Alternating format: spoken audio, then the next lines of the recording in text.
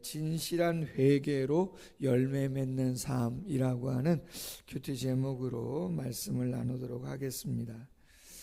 복음서 마태복음 1장부터 4장 10장까지가 마태복음의 서론이고 오늘 본문부터가 종결 부분이다. 서론의 종결 부분이라고 보시면 됩니다.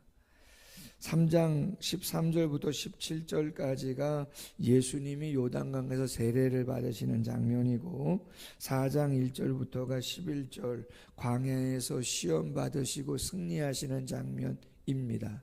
거기까지가 마태복음의 서론이고 오늘 본문이 하나 더 있는 것이죠.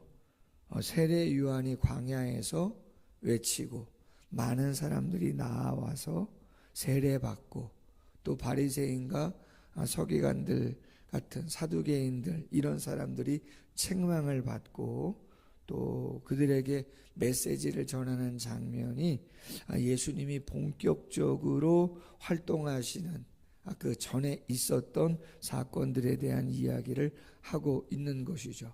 시간이 많이 지났습니다. 오늘 본문 1절에 보면 그때에 그랬는데 AD 27년경 정도 되는 것이죠. 시간이 많이 지나서 예수님이 장성했습니다. 공생애를 시작하기 바로 전인 것이죠. 세례 요한이 유대 광야에서 전파하여 이야기한다. 회개하라, 천국이 가까이 왔다. 잘 아시죠? 세례 요한이 누굽니까? 제사장 사가랴 엘리사벳의 아들인 것이죠. 그가 유대 광야 사해바다가 있죠. 서쪽 지역입니다. 요단강 주위인데 거기에 쿰란 공동체라고 하는 경건한 사람들이 세상과는 좀 구별된 모습으로 쉽게 이야기하면 수도원, 요즘으로 하면 기도원 같은 성격이죠. 세상과는 좀 떨어져 있는 곳에서 말씀을 연구하고 경건하게 살아갔던 사람들인데 그 지역에 세례 요한이 가서 있는 거예요. 광야, 미드바르, 듣는 곳이라는 뜻이에요. 광야는 어떤 곳이냐? 하늘의 음성을 듣는 곳이다. 그곳에 가 있다는 것이죠. 하나님께서 세례 요한에게 메시지를 주셨어요. 어떤 역할을 하는가? 구약에 예언된 엘리야의 역할을 하는 것이죠. 성경에 보면 선지서에 내가 메시아가 오기 전에 엘리야를 보내겠다. 그래서 많은 사람들의 마음을 아버지께로, 자식들의 마음을 아버지께로 돌리는 역할을 당신이 하겠다고 말씀을 하신 것이죠. 이사야 40장 3절 말씀에 이런 말씀이 있어요. 외치는 자의 소리여 이르되 너희는 광야에서 여호와의 길을 예비하라. 사막에서 우리 하나님의 대로를 평탄하게 하라. 광야 사막에서 누구의? 그리스도의 오심을 전파하라, 예비하라, 그런 이야기인 거죠. 요한복음 1장 23절에서 세례 요한이 말합니다. 나는 선지자 이사야의 말과 같이 주의 길을 곧게 하라고 광야에서 외치는 자의 소리로라. 세례 요한의 자신이 누구냐? 나는 광야에서 외치는 소리다. 그렇게 이야기한 것이죠. 말라기 4장 5절과 6절에 보라 여호와의 크고 두려운 날이 이르기 전에 내가 선지자 엘리야를 너희에게 보내리니 그가 아버지의 마음을 자녀에게로 돌이키게 하고 자녀들의 마음을 그들의 아버지에게로 돌이키게 하리라. 돌이키지 아니하면 두렵건대 내가 와서 저주로 그 땅을 칠까 하노라 하시니라. 말라기 선지자가 구약 선지자 제일 늦게 그죠? 메시지를 전한 자인데 그리고 400여 년 정도 아무런 말씀이 없으셨잖아요.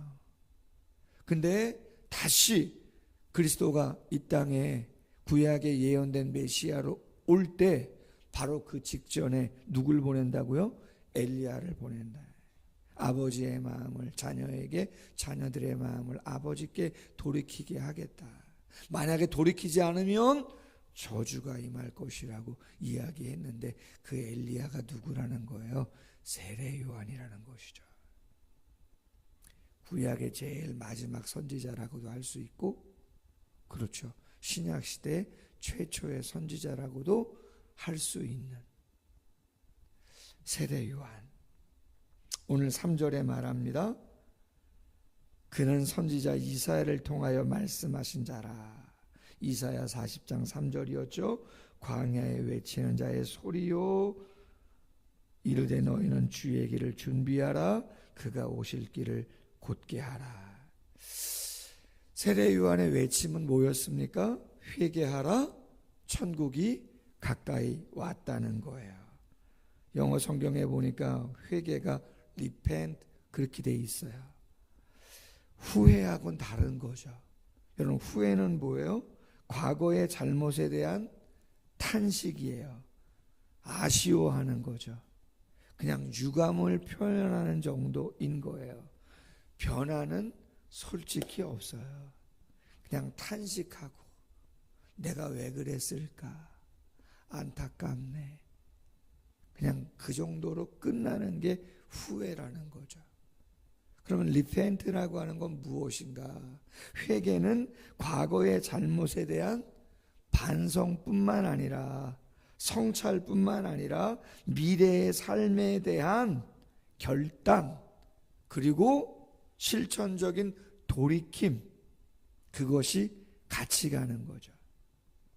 아파하는 데서 끝나는 게 아니에요. 그리고 결단해요. 그리고 돌이켜요. 그리고 새로운 삶을 열어가는 거라는 거죠. 왜 그것을 지금 이야기하냐? 이따가도 나오겠지만 바리새인이나 사두개인들,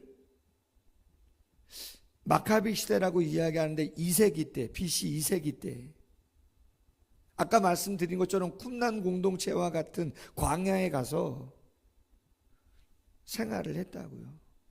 오직 세속은 단절하고 오직 말씀을 묵상하면서 경건하게 오실 메시아를 기다리면서 그렇게 살아가려고 했던 사람들이 바리새인들이었어요. 예수님 당시에 한 6천 명 정도 있었다 그래요. 처음에 시작을 그렇게 경건하게 했어요. 근데 어떻게 됐죠? 오늘 본문에도 이야기하잖아요. 독사의 자식들이라고. 예수님도 회칠한 무덤이라고 그렇게 그들을 평가절하했죠. 왜요? 그렇게 시작했는데 200여 년도 채 지나지 않아 그들이 어떠한 삶으로 나아갑니까? 형식적인, 외식적인, 존경은 받는데 실제로 변화는 아무것도 없어요. 제가 말씀을 묵상하다가 독사의 자식이라는 그 이야기가 어떤 의미인가? 독사의 자식, 독사, 독이 있죠. 물리면 죽어요. 예? 물리면 죽는다고요. 그 여러분, 바리새인과 사두개인, 서기관들, 율법사들이 대체적으로 어떤 메시지를 전한 거죠? 구약이나 신약이나 하나님께서 책망하는 선지자들, 하나님이 책망하는 교사들의 공통점은 거의 비슷합니다. 생활이 편안합니다. 생활이 편안해요. 왕궁에 있거나 존경받는 자리에 있습니다. 근데 메시지는 거의 비슷합니다. 메시지는 거의 어떤 메시지였죠? 구약의 책망받는 거짓 선지자들의 메시지라든가 예수님이 책망하는 회칠한 무덤이니 독사의 자식이니 하는 바리새인과 서기관들, 사내들인 공회원들이잖아요. 거의 다. 사두개인들은 거의 정치력이 높은 사람들, 부자들이 많아요. 사두개인들은. 그들이 하는 이야기들은 거의 비슷한 거 아닙니까? 쉽게 말해서 그냥 잘하고 있다는 거죠. 평안하다 이런 거죠. 물론 잘하고 있는 부분들이 많이 있을 수 있고, 복음이 우리에게 가져다 주는 것은 구원이고 평안이고 안식이고 맞는 거죠. 그 자체가 잘못된 것은 아닐 것이에요. 그런데 그 메시지가 거의 다죠. 저도 애를 쓰지만 제가 압니다. 제가 다 잘하나? 그렇지는 않아요. 제가 알아요. 부족한 게 있음을. 성도님들도 잘하시잖아요. 애를 쓰는 거 모릅니까? 알죠. 그러나 다 잘하고 완벽한 건 아니에요. 그렇기 때문에 우리는 위로의 말씀도 필요하고 격려의 말씀도 필요합니다. 할렐루야. 반드시 필요합니다. 그러나 위로도 필요하고 격려도 필요하지만 균형이 있어야 되는 거죠. 그래서 이런 얘기합니다. 목사들의 사역은 제사장적 사역이 있을 뿐만 아니라 선지자적 사역이 있다는 거예요.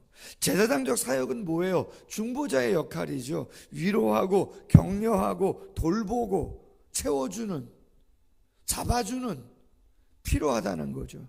선지자적인 사역은 뭐죠? 오늘 본문 같은 메시지인 거죠. 조금은 직면하게 해야 될 부분들이 있다는 거예요. 찝어주어야 한다는 거죠. 책망도 필요하다는 거죠. 하나님의 말씀, 하나님의 감동으로 된 것으로 교훈과 책망과 바르게 함과 의로 교육하기에 유익하다. 빠지면 됩니까? 안 되죠. 교훈과 책망과 바르게 함과 의로 교육하기에 유익한 말씀이 온전히 선포돼야 하나님의 사람으로 온전케 하고 모든 선한 일을 행할 능력을 갖추게 하는 거다. 근데 여러분, 저도 그렇고 여러분들도 그렇고 잘한다 해야 잘하죠. 좋은 거죠. 못한다 그러면 마음이 어때요? 언짢죠. 저도 언짢고 여러분도 언짢아요. 근데 솔직히 그런 것들이 경각심을 갖게 하고 한번 돌아보게 하고 조금 영적인 긴장감을 가져다 줍니까? 안 합니까? 그런 경우가 있죠. 근데 중요한 건 언제, 누구에게, 어떤 상황 속에서 어떤 강도로 할 것인가가 중요해요. 왜요? 성도님들의 신앙 수준이 죄송하지만 좀 다르잖아요. 어려워요. 그래서 이 얘기하면 이게 맞는 것 같기도 하고 저 말씀하면 저 말씀이 맞는 것 같기도 하고, 그래서 어떤 성도에게는 이 정도로, 어떤 성도에게는 이런 메시지도, 그렇지 않아요? 새벽 예배 나오는 정도의 성도님들은 좀 강도를 높여도 되는 건가요? 아멘이에요. 아니에요. 더 힘든 일 많이 하시니까 위로도 필요하겠죠. 어려운 얘기지만 핵심은 그거예요. 예수님이 이제 오셔서 하나님 나라 천국의 메시지를 증거하실 건데, 너무 하나님의 자녀들의 마음이 그 하나님 나라의 메시지를 받기에 너무 멀리 가 있다는 거예요. 2000년 전에 유대 사회의 모습이 제사는 드리고 예배는 하고 안식일도 지키고 절기도 지키고 할례도 행하고 할 건 다 하는데 마음이 너무나 본질에서 멀리 떨어져 있다는 거예요. 그래서 말라기를 통해서 예언했던 엘리야, 세례 요한을 통해서 광야에서 외치는 자의 소리로서 주의 길을, 오실 그 길을 예비하도록 떠난 그 마음을, 본질에서 너무 많이 떠난 그 마음들을 본질적인 부분으로 초청을 하고자 메시지를 전하게끔 한 것이죠.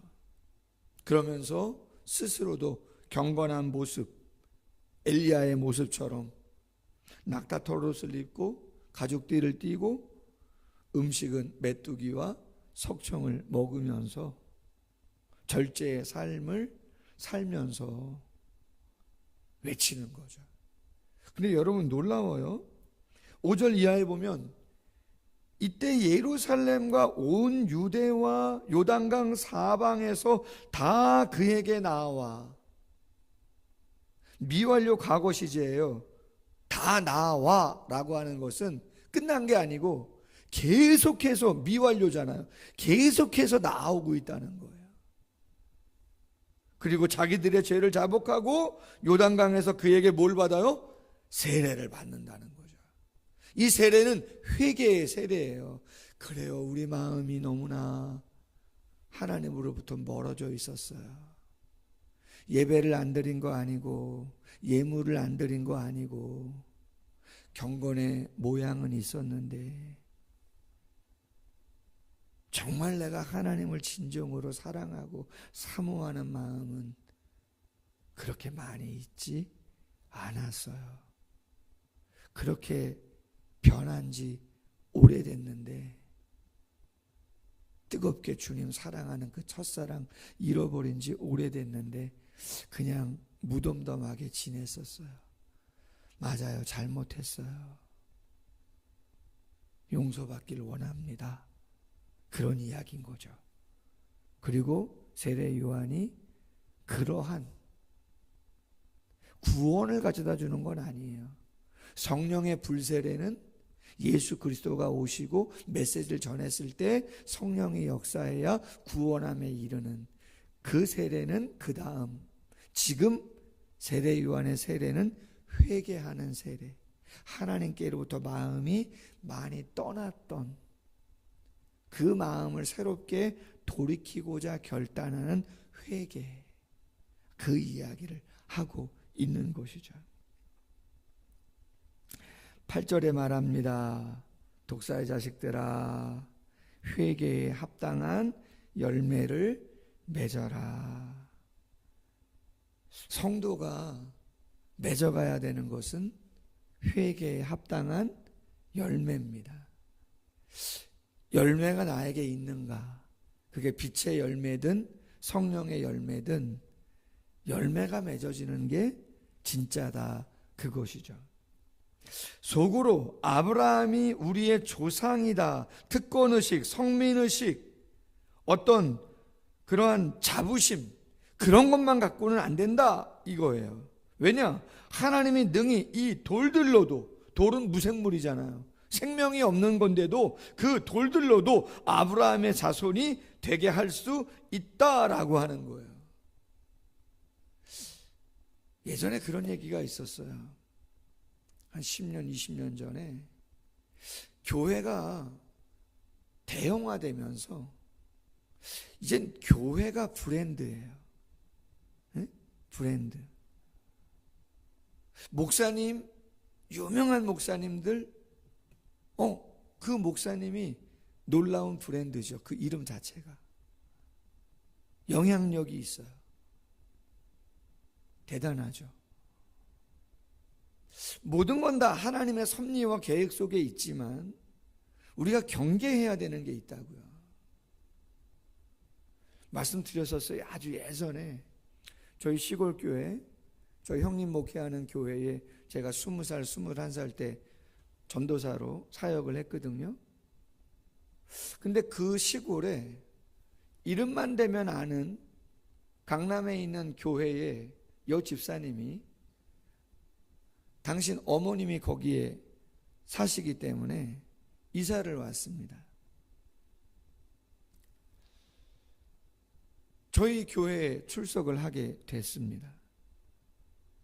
그런데 말이죠, 그분 교회가 제자훈련을 열심히 했는지 왜 이 교회는 제자훈련을 안 하냐는 거예요. 그러면서 뭐 그냥 좋은 이야기를 하시는 걸 제가 듣지를 거의 못했습니다. 그렇게 교회에 대해서 비판적이에요. 그러면서 전에 다녔던 교회는 이렇고 저렇고 저랬는데 왜 여러분, 제가 형님이 목회하는 교회는 시골 교회입니다. 성도도 100명이 뭡니까? 50명도 안 되는 아주 작은 교회입니다. 그 교회는 부교육자가 그 교회보다 더 많은 교회입니다. 많은 걸 생각했습니다.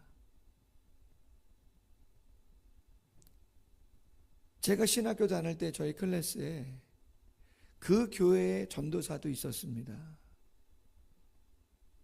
제 친구가, 저는 형님 교회에서 전도사 자격하는데 제 친구는, 같은 반 친구는 그 교회, 또 옆에 있는 이름만 대면 아는 우리 교회 교단을 대표하는 교회 전도사로 있었어요. 그 친구는 지금도 우리 동문 카톡창에 같이 있어요. 같이 이 시대에 같이 목회하고 있다고요.